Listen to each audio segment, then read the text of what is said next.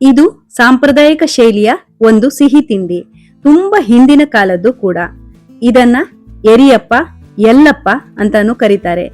ಇದಕ್ಕೆ ಮೆಂತೆ ಹಾಕಿರುವುದರಿಂದ ಪರಿಮಳ ಮತ್ತು ರುಚಿ ತುಂಬಾನೇ ಚೆನ್ನಾಗಿರುತ್ತದೆ.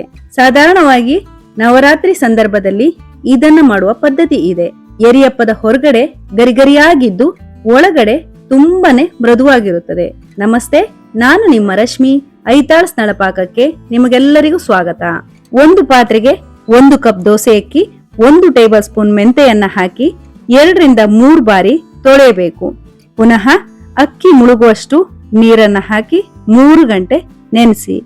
3 ಗಂಟೆಯ ನಂತರ ನೀರನ್ನೆಲ್ಲ ಬಸಿದು ಒಂದು ಮಿಕ್ಸಿ ಜಾರ್ಗೆ ನೆನೆದ ಅಕ್ಕಿ, 1/4 ಕಪ್ ಹಸಿ ತೆಂಗಿನ ತುರಿ, 1/4 ಕಪ್ ನೀರನ್ನ ಸೇರಿಸಿ ರುಬ್ಬಲು ನೀರು ಕಡಿಮೆ ಆದ್ರೆ ಸ್ವಲ್ಪ ಸ್ವಲ್ಪ ನೀರನ್ನ ಸೇರಿಸಿ ರುಬ್ಬಿಕೊಳ್ಬೇಕು. ರುಬ್ಬಿದ ಹಿಟ್ಟು ತುಂಬಾ ನುಣ್ಣಗೆ ಇರಬೇಕಾಗುತ್ತದೆ.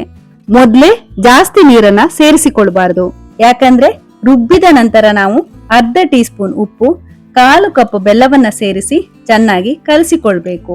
ಬೆಲ್ಲ ಹಾಕಿದಾಗ ಹಿಟ್ಟು ನೀರಾಗುತ್ತದೆ. ಇಲ್ಲಿ ಹಿಟ್ಟು ತುಂಬಾ ಗಟ್ಟಿ ಇರಬಾರದು.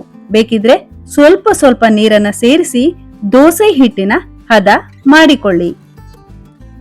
ನಾವಿಲ್ಲಿ ರುಬ್ಬಿದ ತಕ್ಷಣ ಎರಿಯಪ್ಪವನ್ನ ಮಾಡಬಹುದು.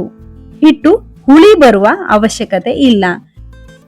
ಕಾದಿರುವ ಎಣ್ಣೆಗೆ ಹಿಟ್ಟನ್ನ ಒಂದು ಸೌಟಿನ ಸಹಾಯದಿಂದ ಹಾಕಿ ಹಾಗೇ ಬಿಡಿ.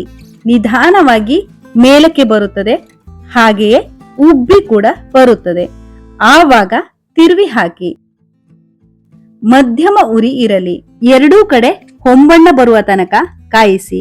ಈಗ ರುಚಿಯಾದ ಎರಿಯಪ್ಪ ರೆಡಿ. ಇದು ತುಂಬಾ ಹಳೆ ಕಾಲದ ರೆಸಿಪಿ, ತಿನ್ಲಿಕ್ಕೆ ಕೂಡ ರುಚಿ.